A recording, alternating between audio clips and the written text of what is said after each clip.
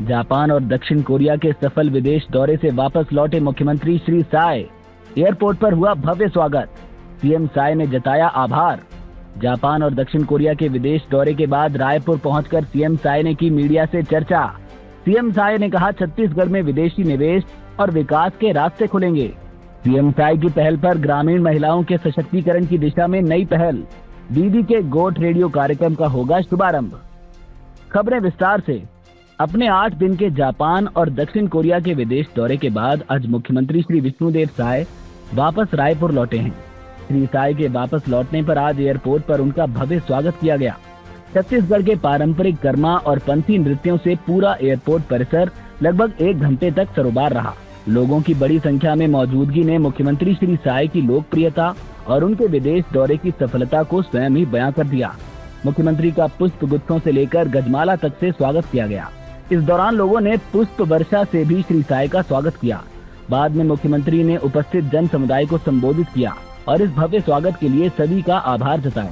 सफल विदेश यात्रा के बाद आज छत्तीसगढ़ वापसी हुई है और एयरपोर्ट में आज हमारे माननीय यशस्वी अध्यक्ष जी श्री किरणदेव जी, मंत्रिमंडल के सभी मंत्रीगण, सांसदगण, विधायकगण, हमारे संगठन के सभी वरिष्ठ जन, निगम मंडल के अध्यक्षगण और रायपुर जिला और रायपुर ग्रामीण जिला और प्रदेश भर के देवतुल्य कार्यकर्ता यहाँ पर अभूतपूर्व स्वागत किए हैं। इसके लिए मैं सबसे पहले उनका आभार व्यक्त करना चाहूँगा, उनका धन्यवाद करना चाहूँगा। इस अवसर पर प्रदेश अध्यक्ष एवं विधायक श्री किरण सिंह देव, मंत्रिमंडल के सदस्यगण, विधायकगण, निगम मंडल आयोग के अध्यक्षगण सहित बड़ी संख्या में गणमान्य जन उपस्थित रहे।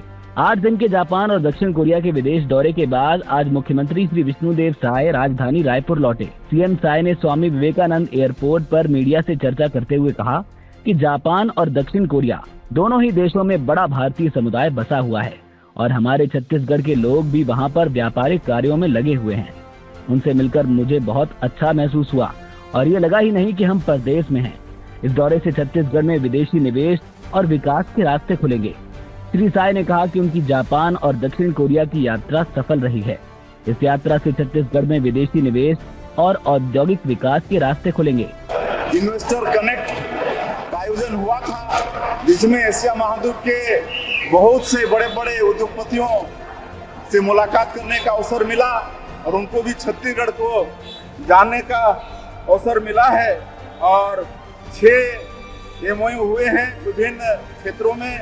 खाद्य प्रसंस्करण, स्किल डेवलपमेंट, पर्यावरण संरक्षण, इलेक्ट्रॉनिक्स और ईवी जैसे सेक्टर में ये 6 निवेश प्रस्ताव दिए हैं। इसमें सरताज फूड्स, SAS सानवा, बायोसीड्स, बियानी ग्रुप और मॉडर्न टेक ये कंपनियों के साथ MOU हुआ है।